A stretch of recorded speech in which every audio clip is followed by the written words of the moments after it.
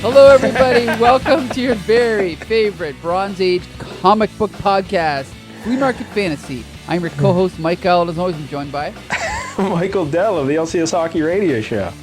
That's right, and as everybody listening to the show knows, I aim to please. That's why I picked Dr. Fate this week, because I know Mike-DELL likes Dr. Fate, right? And the Justice Society. I do. Woo. I actually like the Justice Society of America kids. Cool. And now you didn't pick Dr. Fate, technically. Well, say the name of the issue. Okay, so this is first issue special number 9. First issue special number 9. It sounds like a Japanese magazine. First issue special. Like, Yeah. you ever hear like the way they phrase things? Like it was translated from English to Japanese, then back to English. Yeah, First issue right, special. right. Number 1. See, back in these days, DC, they picked up on the fact that number 1 sold a lot more than other, numbers, and so they decided, let's just make every issue a number 1. So that's what they did. But they didn't. They made it a number 9. First Wow. issue special number 9. It's very confusing. But do you know whose idea this was?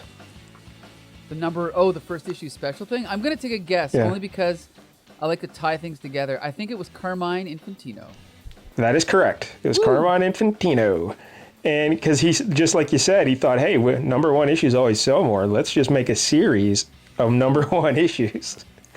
And it's just a terrible idea because the big problem is, like, I was reading on the wiki page, Jerry Conway, there's some quotes for him saying that people thought it was like a tryout series where they would just try out different ideas. But he goes, that's not what it was at all, because if it was a tryout series, you'd have to run with it for a couple months to see if people actually liked it, because by the time you got the sales back, it'd be like 6 months down the road, Right. So they wouldn't know. So it's like, this wasn't a tryout series. They just had to, each month they had to keep coming up with ideas for first issues for some character or story. And he said it's just ridiculous because like you couldn't come up with like a new idea every 20 days for like a new book, Right. So they started putting in, that's why they revamped some old characters, and that's why Dr. Fate showed up here in issue 9, and they put like a new spin on him a little bit. Some of the other people featured, the series only lasted 13 issues from 1975 to 1976.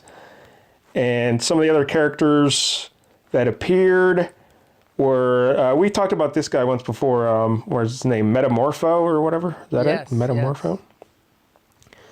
Yes. He was in issue 5. Manhunter. Now that's not, I don't think that's Martian Manhunter. Is that a different guy? Or? No, there was like 4 or 5 Manhunters from DC, and they have no connection to Martian Manhunter. Yeah, he was in there. The Creeper. Do you remember the Creeper? Yep, Steve Ditko, yep. Which is Mike-DELL's nickname on dating sites. The Whoa, you got me. Creeper. Zing. The Golden Age character Dr. Fate and the New Gods. Also, there's a fellow named Warlord. Oh, the barbarian. Yeah, so is he just I never heard of him, but I looked at a picture of him, and he's just a rip-off of Conan? Is that Kind what it is? of, yeah. Kind of, yep. So of the 13 issues, the only 2 books that went on to get ongoing series were Warlord and the New Gods, but they were already planned before they appeared. So it's not like, they were so successful in first issue special. But, hey, do you know who created the Creeper? The Creeper, I believe it was Steve Ditko, right? That is correct, Steve Ditko.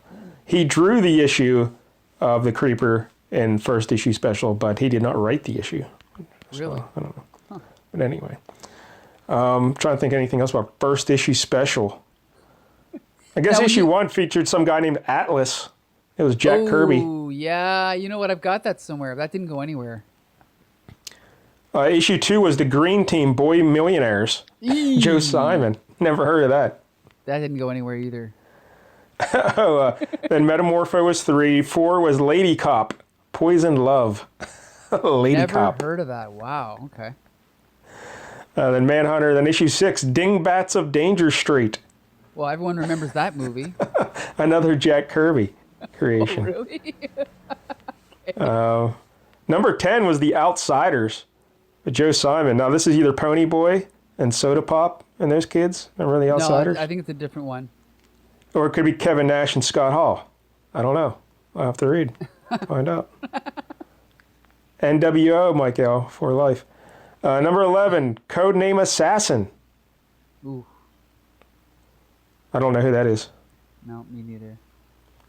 And 12, Starman. And then the Return of the New Gods was 13. So there you go. That's all of them. Return of the New Gods, nice. And that's where Orion had his red costume with a big O in the front. I'll take your word for it.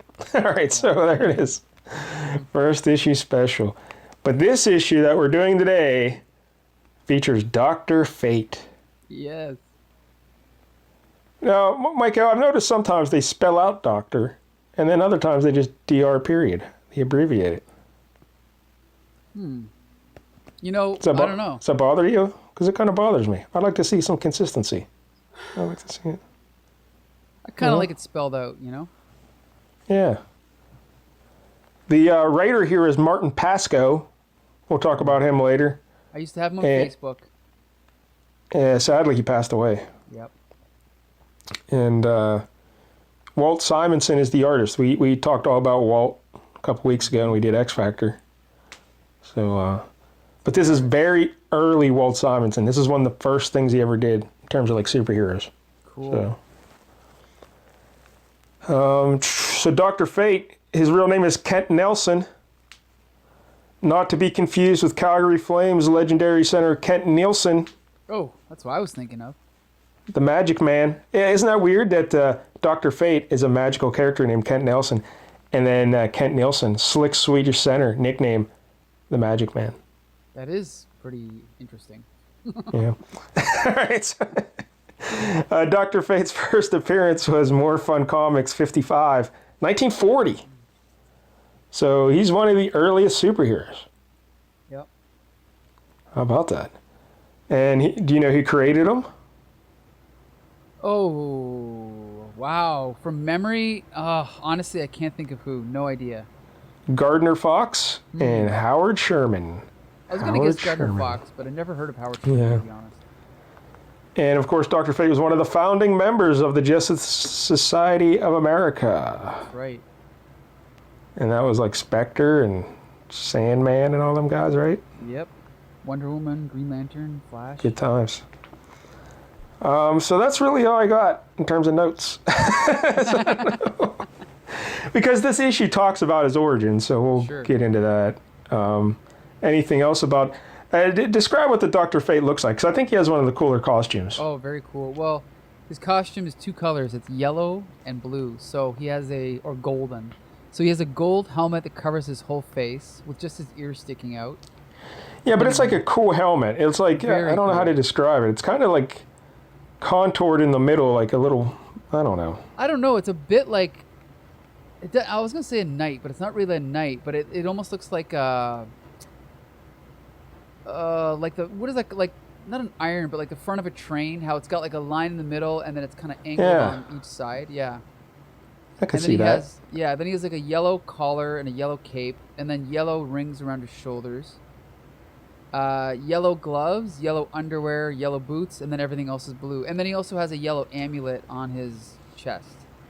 Yes. We'll talk about that later as well. Mm-hmm. But yeah, so his helmet covers his whole face, just his eyes. You can only just see his eyes sticking. Right. And but it's a really cool look. There's a version in the Golden Age where it just covered half his face, but I do not know the story behind that. Yeah, I don't like that at all. Nah. Yeah, got to cover the whole face. And he's just like a magic dude, right? He knows magic. Yeah, he's a bit like Doctor Strange, you could say. Yeah, but he came out way before Doctor Strange, right? That's right, like 20 years before. Yeah. Their backgrounds are different. Right. That's for sure. But all right, so I don't know. Anything else? Should we just get right into it? The only thing I can say that I find interesting, because I have nothing else to think about that's more important, is I think it's interesting that the Flash, Green Lantern, Hawkman, and Atom were all like rebooted in the 50s, right? But none of the other JSAers really followed suit, right? So like Spectre and Dr. Fate, they did not get revived until the 70s. So like almost 10, 15 years later. I don't know, I just think that's kind of interesting. Yeah, they're the best characters, and they just say, let's leave them back there. That's not review. Yeah, you could argue that. All right, so let's look at the cover here. DC. Woo. Yep. It says the line of DC superstars. Yeah. First issue special. 25 cents. Hey, how do you feel about that? They made it look like a dog bone or a barbell. It's pretty ugly, to be honest. It's pretty ugly. Yeah. Not a fan. And then Dr. Fate, real big. Yeah. Well, then there's also the tiny Dr. Fate in black font.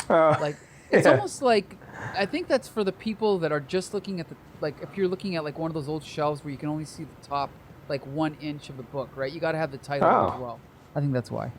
Oh, okay. Yeah, so then you have the logo, which is kind of a cool logo. It's got like this like pattern inside. It's like irradiating red lines. I don't know, it's kind of cool for the it's pretty good, yeah. And then here's the thing. This cover's by Joe Kubert. I love Joe Kubert, but this is not an appropriate cover for like the first, appearance of Dr. Fate in like the Bronze Age. It's not very number one-ish. It's not very first issue special-ish. Yeah, this cover's pretty terrible. It's not great, yeah. Like, the art's fine, but the problem is, describe what's on the cover, Michael. So we got Dr. Fate in the foreground with his back to the reader, which is always a bad thing for a first issue. Yeah, you can just see the side of his face. Right, Of his face. And he's shooting, like, laser lightning bolts out of his finger, and a giant sphinx is crashing down into the middle of the city street. And like the Sphinx in Egypt, like the literal Sphinx. Yeah. Yes. And there's like a bunch of pedestrians like in the street recoiling in fear. And that's pretty much it. Yeah, the perspective here is all screwy, but like the way the Sphinx is coming in behind the buildings, but still supposed to be threatening Dr. Fate somehow. It's just not great, yeah. But the problem I have with it is, like you said, if this is supposed to be introducing Dr. Fate, like, he's kind of like almost an afterthought in the cover. Like, he's in the bottom right with his side turned to you, and the Sphinx is front and center. And the Sphinx has nothing to do with the story. Like, the story features a mummy. Why not just have the mummy on the cover? I don't know. It's just... I would have made a great cover. Dr. Fate fighting a mummy. It's like they had this cover laying around, right? And they just slapped it on after it was done. It's kind of weird. And then there's a big box here that says, "The Master of Magic battles the mummy that time forgot." But again, no mummy. Right. On the cover. It's just weird. All right. Yeah, so not a fan of the cover. But, I am a fan of the splash page, though, Michael. Woo! This is great. Yeah, we've got this awesome logo, Dr. Fate, and we have this giant splash page of Dr. Fate, almost like surfing, but he's just surfing the air, and he's flying out of his headquarters. Did they give it a name here? They probably do. I can't remember what it was, but it's just like a single tower, brick tower. Yes, and the key thing about this thing is it has no entrance and no exit. He just passes through the wall. Yeah. Now, is that... Like, do you know a lot about Dr. Fate? Because I really don't. I know almost nothing, but I do remember that from, like, other comics I've read, so that's consistent. Yeah, I was just going to ask, like, is that something he does, like... Because then we see his wife go through the wall later, then. She's got some magic, too.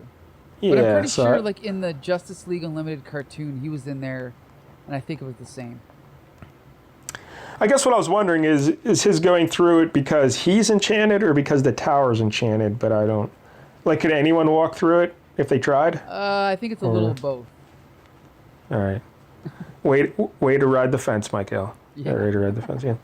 But you mentioned the cool font for the Dr. Fate. It's small letters, but it's kind of really stylized and... Lowercase, yeah. Yeah, that's what I meant, yeah. Lowercase. And then this is, even though this is early Simonson, like, you can definitely tell it's Simonson by certain things, but, like, the way he does, like, the background, like the stars in the background or whatever, little circles. Right. And look at that glove on the right hand of Dr. Fate. Yes. That's clearly a Simonson glove. Yeah, well, I love the fact that he does, like, how in the helmet there's no detail, right? There's no like excessive lines or reflection. But then in the legs, there's all kinds of detail in the muscles, right? Like I love how he picks and chooses what he's going to focus on. That's just really cool. Yeah, this is just a great splash page. And also, and also the fact that you can see where he's flying out of, like the tower is in the bottom left corner. That's really cool. Yeah, great. Like he whips out of panel and then like back in via the lines of the wind. Good point. Yep. But yeah, he's riding the wind, kind of like I guess Wonder Woman used to do, right? Or right. Spider Woman. Speaking of that, you're gonna love Wonder Woman 1984. I'm just gonna leave it at that. All right. I guess I'd have to watch it to love it, so that could be dicey. That's okay. But, it only cost me $29.99. Holy fuck! Yep. $29.99. What the hell? Does that come with like junior mints and popcorn and stuff, or just? Nope, just 2.5 wondrous hours of WW. Anyway.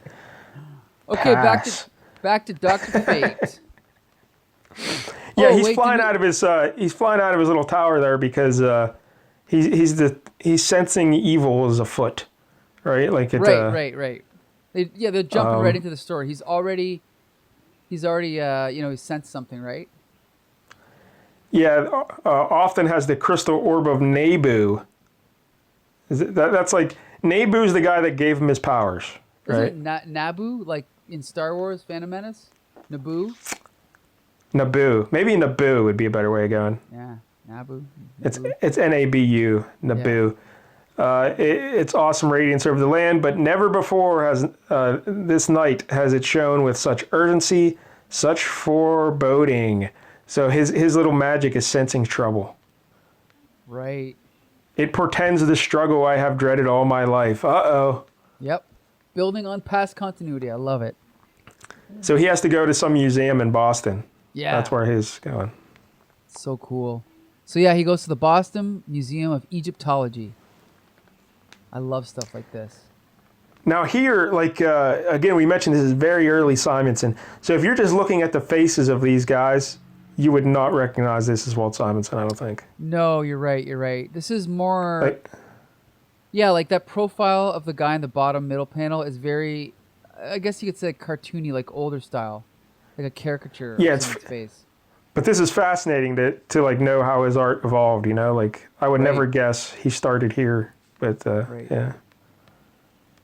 So, yeah, two guys at the museum, like the curator and I guess maybe the guy who owns the museum, I don't know. And they're he's going to show him his new Egyptian exhibit, and one of the crypts starts opening up. Right. And the guy's all mad, like, "Oh, you playing a prank? What's going on?" And he's like, "What?" And then, "Arg." It's no prank, right? Yeah, something happens, but we don't see what. Good Lord in heaven. Yeah. And we cut to the next page, and Dr. Fate comes through the window just as, well, now it's after what's happened, but these guys are on the floor. Are they dead?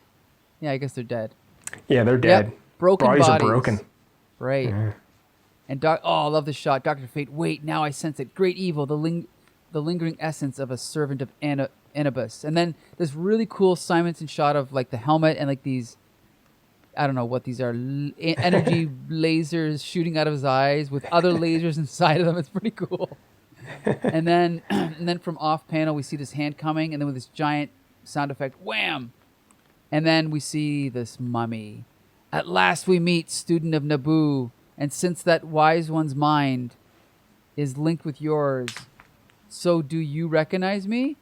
And so this is, I guess, building on like old stories where this guy was warned about. Like Dr. Fate was warned about this guy, right? And now this is the first time he's seen him. Blessed Armaz, the age-old prophecy comes true. Kalis lives. Is that how you pronounce it? Kalis? Kalis. Yeah, who cares? Yeah, probably Kalis. But Simonson does a great job in this mummy. He looks tremendous. I agree. Yeah. Because he's like a traditional mummy wrapped in bandages, but yeah, he's all muscular. Like he has muscle tone and stuff, and but his face, red eyes surrounded by thick edges of black, and then his mouth is open and it's black, but there's red inside, like energy or something. Right. Very cool. It's really cool looking. Yep. And then basically, so now they're trading insults, And, but the next page, the first panel on the next page, dig this. Look at the composition of Fate. He's angled and his hands up above him. And then in the background, you got the Ankh symbol. Right. And a really intricate design. Right. Influenced by Kiss, the band Kiss, and Vinnie Vincent's makeup, right? I'm sure. Hold on. Yeah. I think this is before Kiss. Forget it. Yeah, the Ankh, I guess it's like an old Egyptian symbol. It's kind of like, it looks like a key almost, like a circle on top of like a cross kind of, or I don't know how to describe it. But Simonson does a lot of cool stuff throughout the issue, like with Ankhs, whenever Dr. Fate uses his magic. Mm-hmm. Yeah. So, yeah, I'm just looking at this. This is great. And, in the next panel, the mummy's like, haha, look at me, Fate. Witness so easily I withstand your petty spell. And, like, you see, like, 15 Ankhs just crashing to the ground. Or being repelled, Yeah, I should have looked up. I can't remember what the Ankh stands for, like what it means. I should have looked that up. Maybe there's still time. There's still time, right? Yeah. I'll Google while you yap. Yeah. Sure. So, yeah, they're trading insults back and forth. And fighting. And basically, now this is kind of a cool twist. The mummy then says to Dr. Fate, my power... Oh, he goes, are you so blind you have not yet guessed? My power comes from what you possess, your amulet. The amulet which is now mine. So he grabs the amulet off of Dr. Fate's chest and he takes off. And this is a cool bit of storytelling because I like the fact that the bottom two panels are kind of duplicated except for the fact that the mummy is kind of hovering over Dr. Fate in the first one. And in the second one, he climbs out the window. I think stuff like that's cool. Yeah, that is nice. Yeah. Also, the panel above that where he's cracking Dr. Fate with like a bunch of, I don't know, debris or slapping him. Dig that his right hand goes outside the panel, Yep. Very cool. It is. And the Ankh is the Egyptian symbol of life. The Egyptian symbol of life. There you go. Also, I wanted to point out, dig what Simonson's doing with the word balloons whenever... I guess would Simonson do the balloons or would who? It probably depends, but because it definitely looks like his style of art, like the way they're jagged and you know what I mean. That's true. But like he makes whoever did it made the balloons like at the bottom of the balloon they're like crumbling. Sure. Well, I also know. Yeah. And I was just gonna say the edges are sharp and very creative. There's even like line shading on the bottoms. So yeah. Well, also, there's no credited letterer, so it's possible he did it. Yeah, for sure. Yeah. So anyway, then the next panel, again, next page, a great opening shot of Dr. Fate lying in defeat, and like the light is coming through the window. It's just a really cool shot. Yep. And then Dr. Fate's like, hear me, great Ka, Lord of the ethereal plane, grant me communion with Kalis, so that my mind be merged with his. And we see a shot of, again, lasers shooting out of his eyes, and his hand is up, and the Ankh is, like, the energy Ankh is in his hand. And so I guess he's trying to communicate with Naboo, but it's not working. No, he's trying to, like, well, yeah. Yeah, I guess you could say that, but he's trying to, like, find out where Khalees is by merging minds. But, notice his ear sticks out of his helmet. Yeah, I mentioned that earlier. Yeah, it's kind of awkward. Oh, I didn't even notice that. Yeah. I was going to say something else here about, I don't know. Fuck, I can't remember. All right, keep going. So then, this is kind of the weirdest scene in the book, where then Dr. Fate... Oh, I know what I wanted to say, Michael. Okay. So, Khalees, he comes back to get that amulet. So, do you know, like, why is the amulet so important to Dr. Like, I thought the amulet was the source of his power for a bit, but that's apparently not it at all, because he can still use his magic without the amulet. So, like, what is the amulet's deal with Fate, Dr. Fate? You asking me? I don't know. Do you know? Okay. No, I don't. No, I have no idea. Good thing we do a podcast about the comic books. We're the authorities here. Come on. Yeah. No, I have no idea. So anyway, from what the rest of the issue, what I gather is it's just a super powerful amulet, and like he's the guardian of it to make sure its power doesn't get unleashed on the world. But I guess it has no impact on his power whatsoever. Okay. If that makes sense. Sure. Now Doctor Strange has that his own amulet, right? Yes. What's it called? The Eye of Maga, Agamotto. Eye of Agamotto. something like that. Yeah. But that, I don't know. I could get down the whole magic rabbit hole here. Right. But that, again, that doesn't affect his power, or does it? I don't know. I think it does. I definitely think it does Right. something. Yeah. But Anyway, who I think cares? Doctor Fate is more like, or Doctor Strange is more like he learns all the spells and all that. Maybe Doctor Fate is more about the amulet, but we don't know because we haven't researched it. Yeah. So anyway. And keep in mind, we'll get into his origin here in a bit, but I don't know if they ever bring that up exactly. But all right, so Dr. Fate's flying back to his tower. Right, Next, so he passes through the wall again, and now this is the most, not interesting, but it's a weird part of the book, and his relationship with his wife is weird because his wife lives in this tower, I guess. And he comes through the wall, and he's like, "Hail, Inza," and she's like, "Kent, I have returned, your husband to you." So here's the thing. In this story, and I'm sure this is based on the Golden Age stories, Dr. Fate and Kent Nelson are separate personalities, right? Actually, I think that's a twist that Pasko put on it. Oh. Like, whenever he dons the Dr. Fate helmet, like, he's not really Kent Nelson anymore. He's Dr. Fate. But, yeah, it's confusing. But from what I read, I think that's a twist that Pasko put on. So, I don't know. Because Pasco's credited with, like what is this era? The Bronze Age era? Yeah. He's the Bronze Age era Dr. Fate. He's kind of credited as, like, the creator, whatever. But sure. I don't know. But anyway, yeah, his wife is all upset. She's like, "Oh, I can't. You're beat up and whatever." I don't know. And then she takes the helmet off. Right. And then it's kind of like, a little bit of soap opera here, like, but I'll tell you something, Kent Nelson, I've had it to hear with, "Hey, you're hurt." "Oh, what time is it? I mean, how long was I gone? You're asking me? I'm just Mrs. Nelson, and Dr. Fate doesn't tell me anything." So they're arguing back and forth. And I like how she makes him a coffee, and in the middle of yelling at him, she's like, "He doesn't dump himself in the lap of the woman who loves him. Here, drink your coffee." And then ask her to just put him back together again. And Kent, he's asleep. Yeah, he just falls asleep. And she throws the coffee cup across the room and smashes it.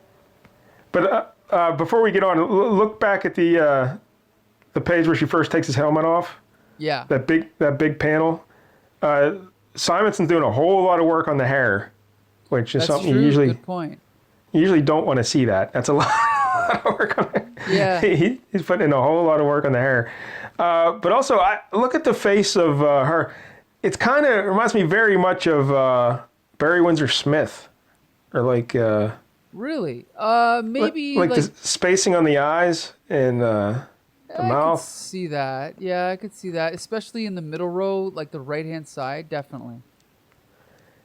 Yeah. But otherwise, it reminds me of like Jean Grey and X Factor or whatever. It definitely still looks like that to me, But again, I'm just fascinated by watching his style. How like you can see glimpses of what he would become, but then it's like so different. But anyway, so yeah, she throws the coffee at him. It shatters against the wall, and then she decides she's just gonna bail. She's like, "I'm out of here," and then she walks out the wall. Yep. Because she says it's like living like a prisoner, having no friends. She's stuck in this place. Right. But she can just apparently leave anytime she wants. So, all right. Yeah, and they show her like putting her hand through the wall. So yeah, I guess she can leave too, right? Yeah. And then I guess this is the omniscient narrator. Perhaps Kent Nelson is out of it, but half of him has heard his wife's tearful words, and half of him cries too, while the other half hears but one word, Khalees. So I guess this is like, is this in like his mind now, or is this no? This is actually what he's doing. Yeah, he's actually walking up these stairs. Yeah.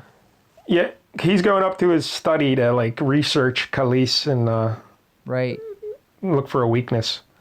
But right, then so we get the backstory of the history of Khalees. Right.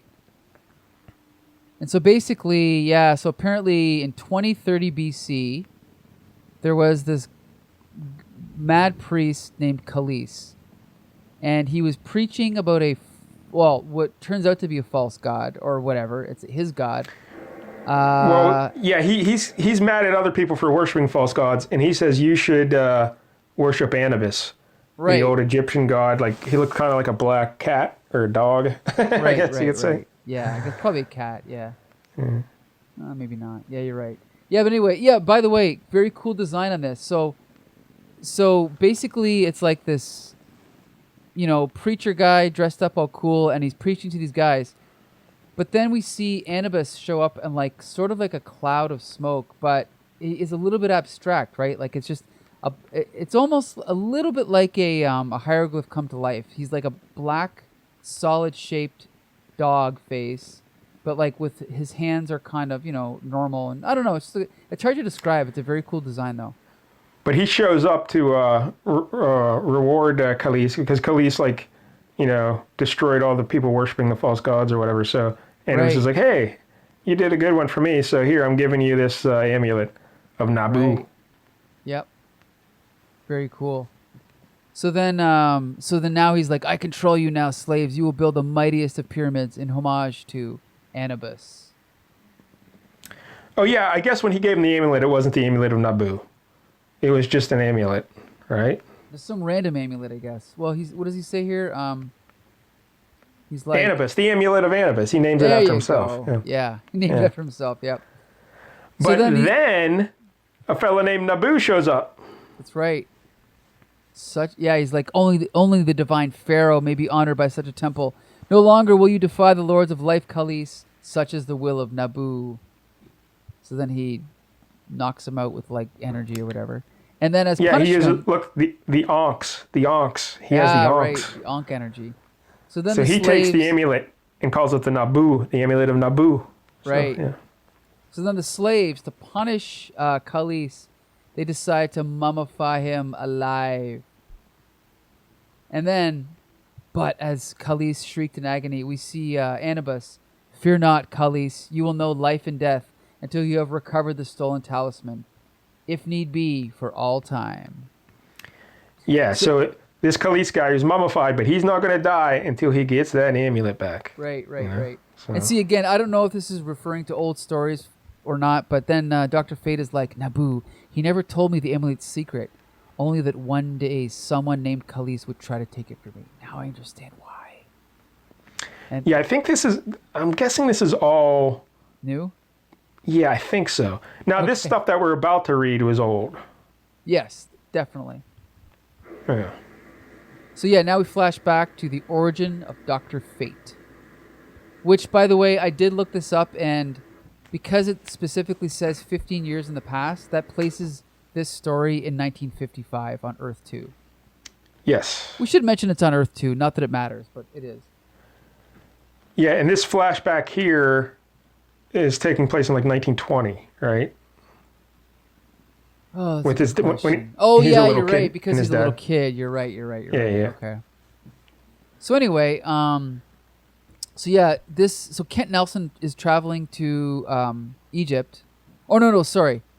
They're exploring a Sumerian civilization, and it's Kent Nelson and his father. His father, Sven. Yeah, Sven Nelson. Sven Nelson, right. And they come upon... so basically they come upon some old ruins, and then Kent Nelson stumbles into this ancient tomb and accidentally releases a wizard named Nabu from centuries of suspended animation. And then when he does that, the tomb releases this gas, and the gas kills Kent Nelson's father. But then Kent Nelson's like, he's dead. You killed him. You killed my father. But then Nabu's like, yeah, that's cool, but I'm still going to turn you into a superhero, so just chill out for a minute.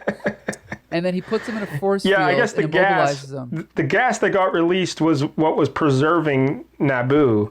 Okay. But it kept him in suspended animation, but it was, whatever it was, killed his dad. So Nabu felt, hey, all right, little kid, like you said, I'll make you a superhero and to pay you back.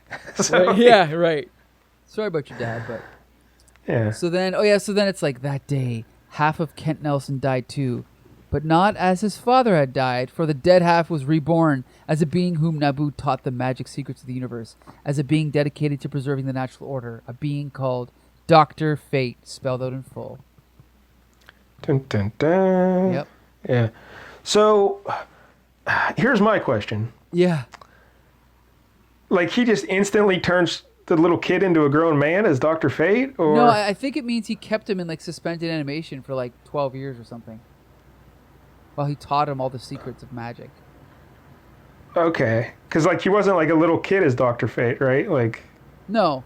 Yeah, it says here, because it says, to envelop the boy in a shimmering force field, immobilizing him. Instantly, all grief and pain was erased from young Kent's mind, to be supplanted by awesome secrets. So I think it just means, yeah, he just like kept him in suspended animation and then taught him everything, as far as I know. But this is like one of those Spider-Woman situations we encountered last week. Like, so when he comes out of suspended animation, he knows all this magic, but does he know how to drive a car or how to talk to girls? Or So anyway, don't overthink it. Just he became Dr. Fate. Go with it, yeah. All right, so he now that he's read up on Khalees, did he learn anything though? No, that's what I had to go back and read. He didn't learn anything. He just decides to fly out the wall window. Yeah. So it was all basically exposition for the reader and not for Fate. But I don't know. Now, I was confused on this next page because of the panel layout. Did you understand how to read this? Well, it's confusing because, yeah, I know what you're saying. Like, it goes left to right, and then it goes back up a little bit. Yeah, it's awkward. Yeah, like the first panel on the top left is Dr. Fate leaving his tower. And then you're supposed to go to the right panel, which is an establishing shot of where his wife is inside an apartment or a hotel room or wherever. But the way it's laid out, like when I'm panning down, since I see like that, I guess if you're reading an old book, it would make more sense. But when we're reading the electronic page and I'm panning down, like I see that extended panel on the right, so immediately I just go to the ones on the left, thinking, but yeah, I don't know. It's awkward. It's not ideal. Yeah. To do it this way. Mm. So anyway, the wife is like holding out in a motel. I don't know where she is. Is it a motel room or? It is. Yeah, it's a cold hotel. Yep. Okay. Cold hotel room. And she's just coming to realize that she was probably wrong to get so mad at him and storming off. The coffee mug across the room. Yep. Yeah. Because like this is the time when he needs her the most. He's all beat up and stuff, and Right. So I don't know. So basically, yeah, she's like, well, I'm going to go to the museum and I'm going to poke around and see what I can dig up. Yeah. So meanwhile, we cut back to the mummy. And the mummy's like, hear me, O great Anubis. Hear thy humble servant. He who, wham! Then he gets, I guess, punched or hit with some kind of energy. And then so Dr. Fate's back. So then they start fighting. And then we see these big onks again. Yep. And we see a nice close-up of the mummy's mouth. So they're fighting back and forth. It's pretty cool. But the thing to remember here is the mummy gets stronger whenever Dr. Fate uses his magic. Ah. So during this fight, Dr. Fate has to just do old school. Right. Lefts and rights. Bang, bang, bang. Just punch them. Right. Yeah. You got to punch. You got to punch a lot. Yep.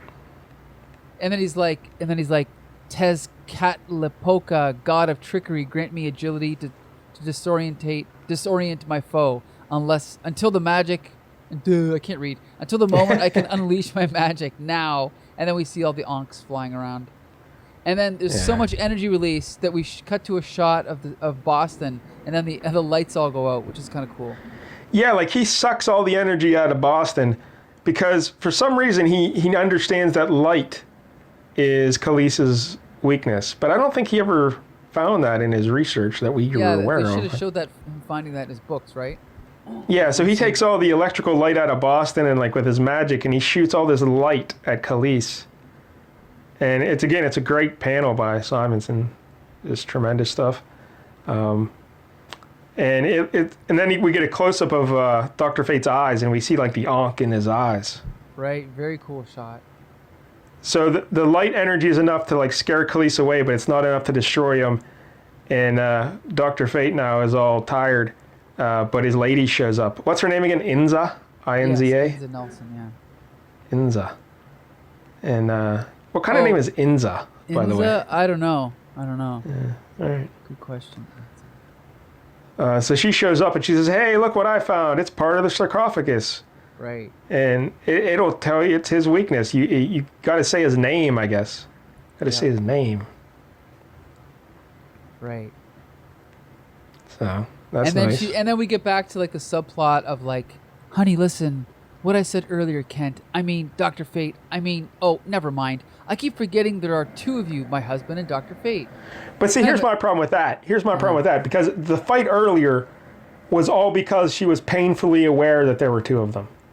You know, like she was so mad that when she's Dr. Fate, she's not Kent. So for her to come back and say, "Oh, I keep forgetting." No, you don't, lady. That's the problem. If you could just forget, there never would have been a fight. But anyway.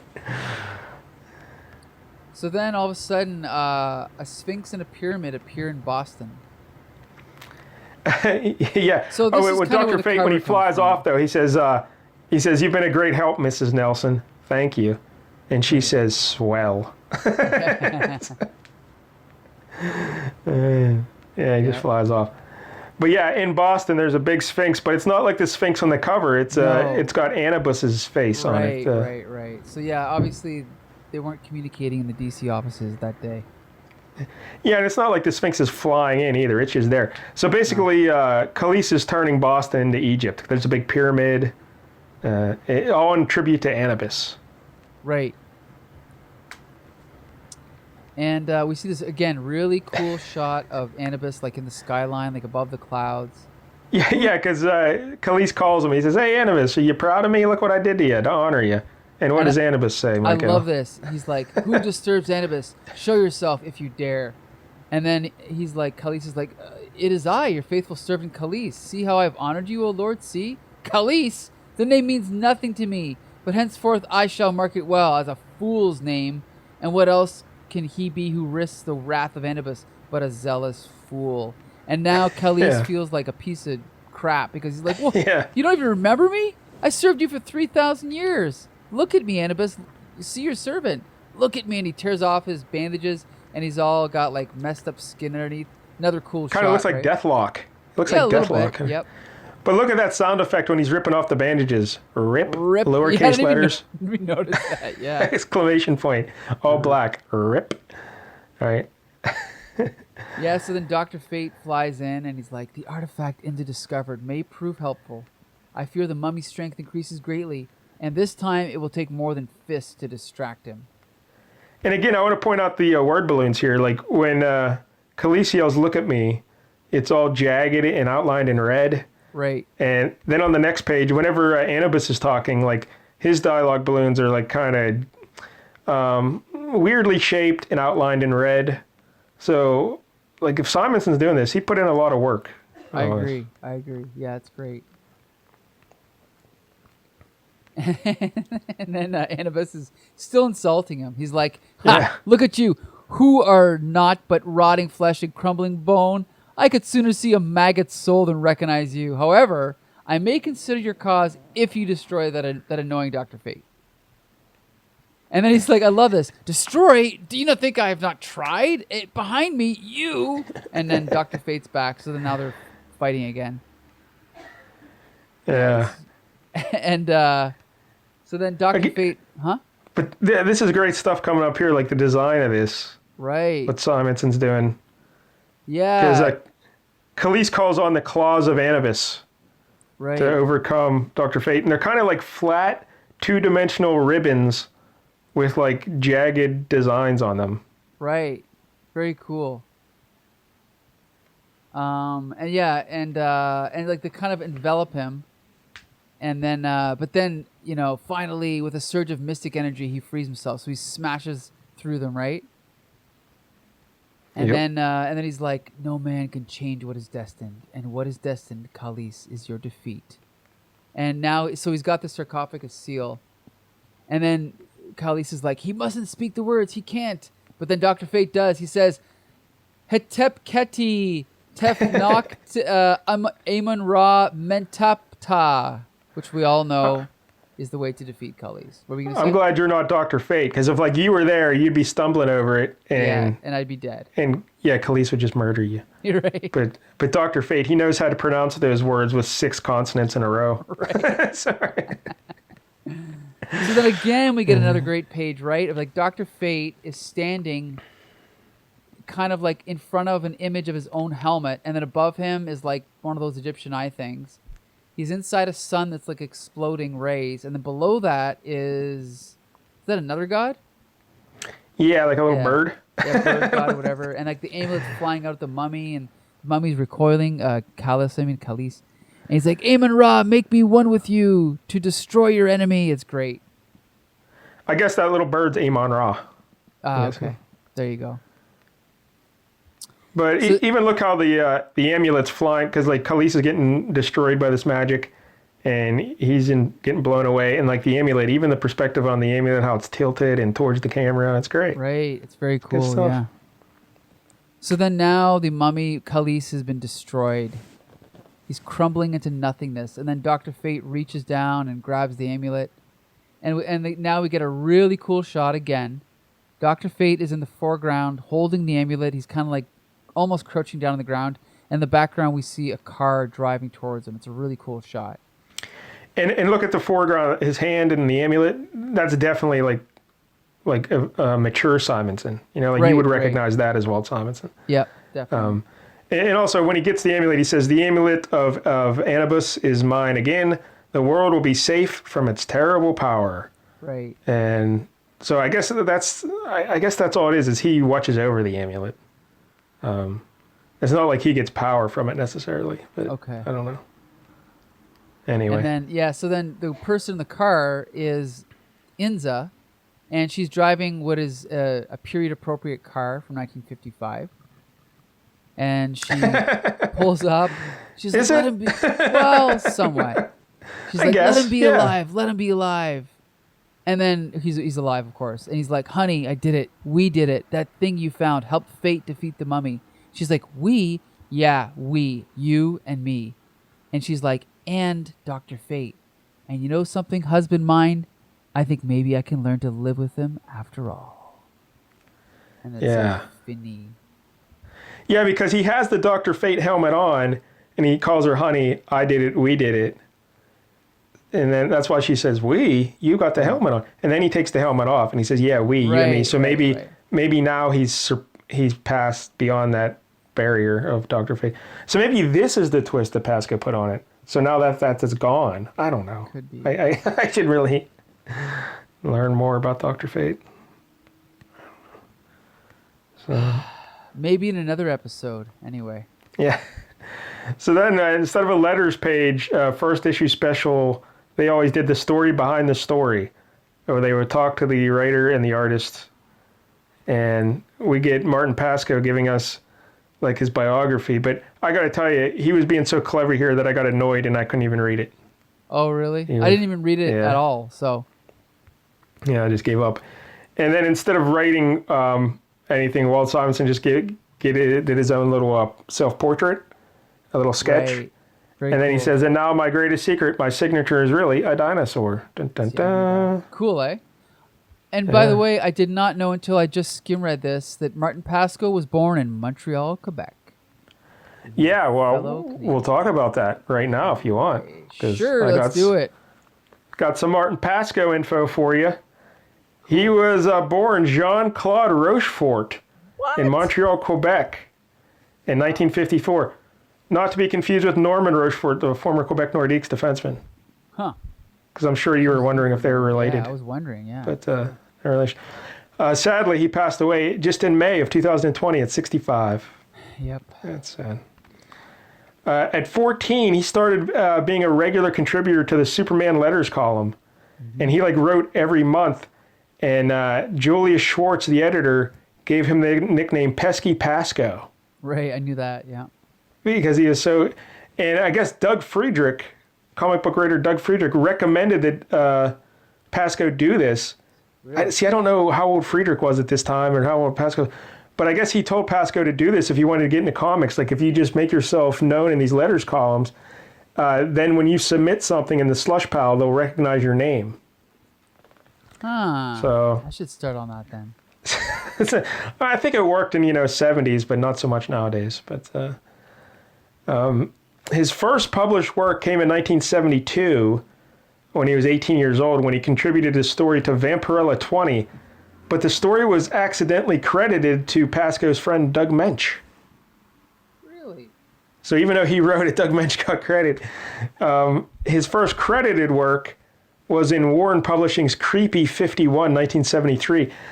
I think Doug Mensch was kind of like his benefactor, or like the guy who kind of introduced him, to get him in there.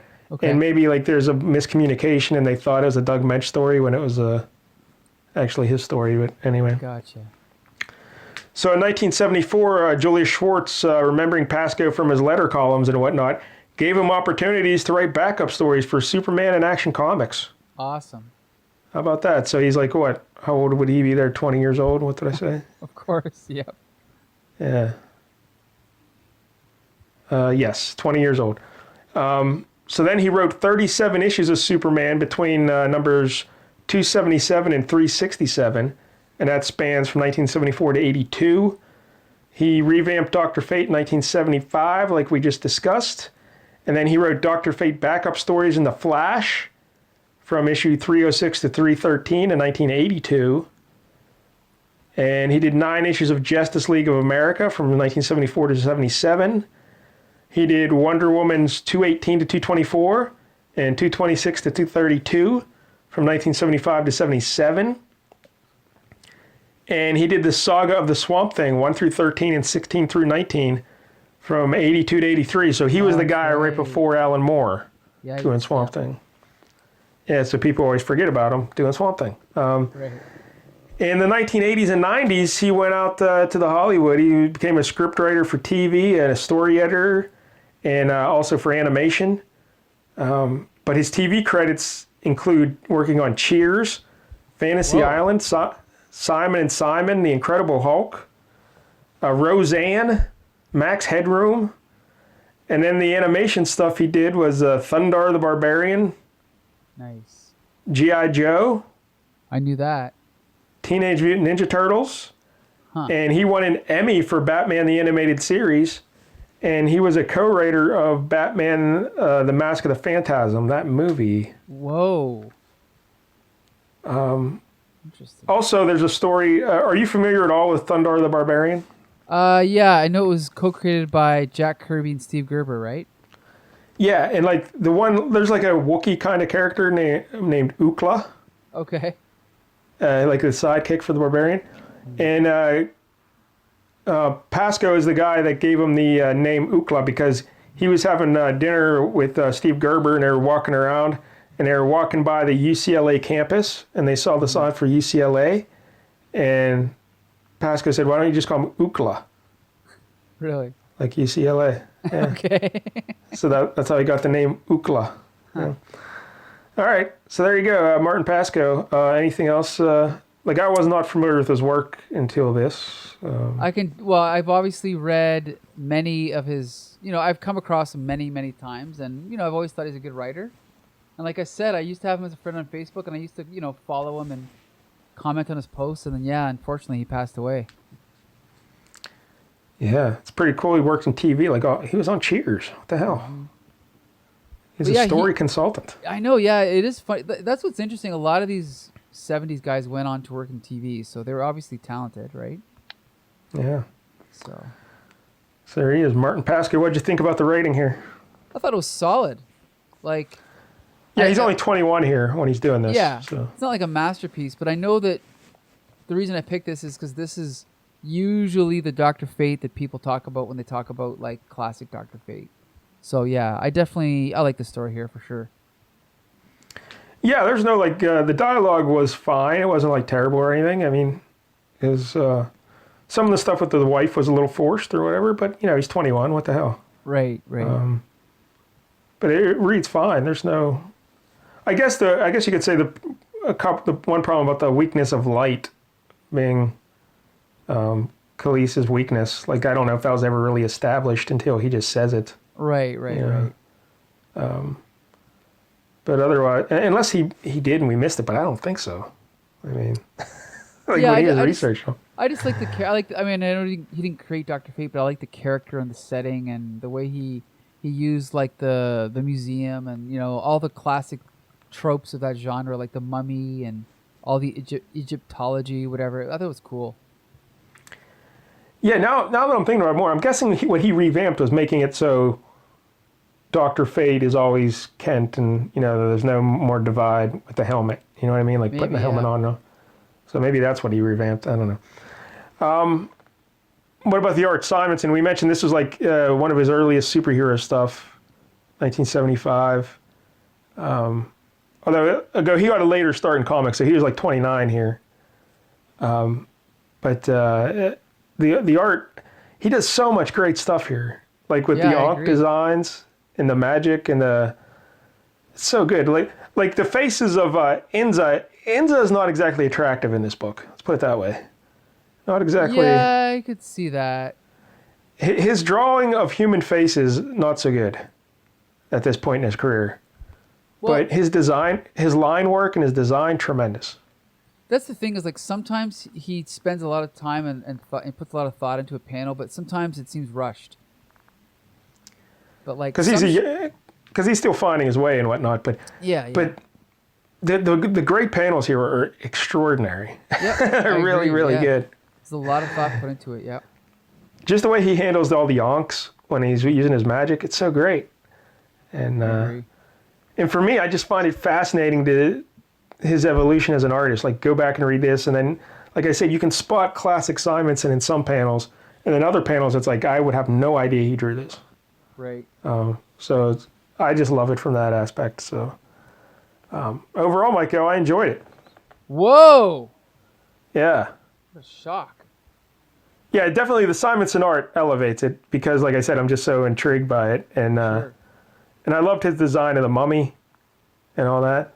Right. But as a student of the art, I got to go 8 out of 10. It was an interesting lesson for me. So yeah. Okay. You know what? I was gonna say 7, but maybe I'll bump it up to an 8.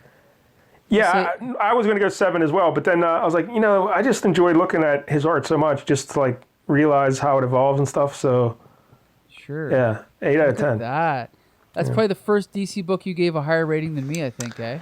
Well, I gave a 9 to Justice League of America, that one we did. Oh, that's right. What did you give All-Star Squadron? That's a good question. I think I gave it a good rating, but nothing too good because Roy Thomas's story was so ridiculous. Yeah. I think maybe like a 6 or something, but I don't know. So there it is, Dr. Fate. Woo! All right. All right, Mike-DELL. Next week, it's my pick. Woo. We're going to go Marvel, but this guy also wears a yellow helmet. Oh, wait, a yellow helmet? Oh, Iron Fist? No. He doesn't wear a helmet, you dope. He wears a scarf. Right. Okay, I give up. Nova. Oh, Nova. Nice. I used to have the 19... entire series, and I sold it. Anyway. I used to have this as a kid, a couple of them. I wasn't going to pick it because the writer, I think, is Marv Wolfman, and the artist is Sal Buscema, and I'm just so tired of us always doing Sal Buscema. Right. But when I look through the 70s, all these 70s books I want to pick, they're all Sal Buscema. I know, it's true. He did every comic. He did everything. Yep. It's like, holy fuck. But I wanted to keep the yellow helmet theme, so we'll go Nova, and we're going to go issue 6.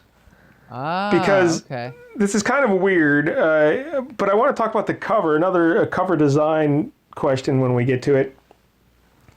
And also the issue features like 4 villains 3 of which I've never heard of.